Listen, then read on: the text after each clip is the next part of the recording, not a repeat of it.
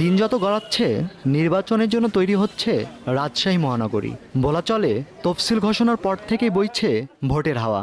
আওয়ামী লীগ মনোনীত মেয়র প্রার্থী এইচ.এম. খায়রুজ্জামান লিটন প্রতিদিনই দল এবং বিভিন্ন রাজনৈতিক, সামাজিক, সাংস্কৃতিক ও পেশাজীবী সংগঠনের সঙ্গে মত বিনিময় বৈঠক করছেন। বিভিন্ন ওয়ার্ড ঘুরে ঈদ পরবর্তী কুশল বিনিময় করছেন, খোঁজ খবর নিচ্ছেন ভোটারদের। সৌজন্য সাক্ষাৎ বা কুশল বিনিময় করা। এখানে আমাদের হাতে কোনো রিফ্লেক্ট নেই, কোনো পোস্টারও লাগানো হচ্ছে না, কোনো বিলবোর্ড নেই, কিছু নেই। শুধু মানুষের কাছে গিয়ে সালাম দেওয়া।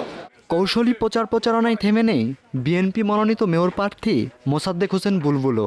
ওয়ার্ডে ওয়ার্ডে কুশল বিনিময়ের পাশাপাশি দলে বিভিন্ন অঙ্গ সংগঠনের নেতাকর্মীদের সঙ্গে মত বিনিময় করছেন তিনি।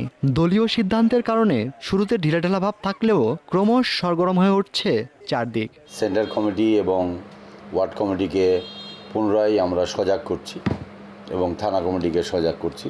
আমরা আগামী নির্বাচনের জন্য কৌশল বিনিময় করছি। দলীয় প্রতীকে রাজশাহী সিটি কর্পোরেশন নির্বাচন এবারই প্রথম, তাই মেয়র প্রার্থীরা প্রতীক বিষয়ে অনেকটাই নিশ্চিন্ত। 10 জুলাই আনুষ্ঠানিক প্রতীক বরাদ্দ, বিধি অনুযায়ী এরপরই কেবল প্রার্থীরা তাদের নির্বাচনী প্রচারণা শুরু করতে পারেন। নির্বাচন কমিশনের যে নিয়মকানুন আছে তাতে বলে দেওয়া আছে প্রার্থিতা চূড়ান্ত হওয়ার পরে প্রতীক বরাদ্দ হয়। প্রতীক বরাদ্দের পরই প্রার্থীরা তাদের প্রচারণায় অংশগ্রহণ করতে পারবে, নামতে পারবে।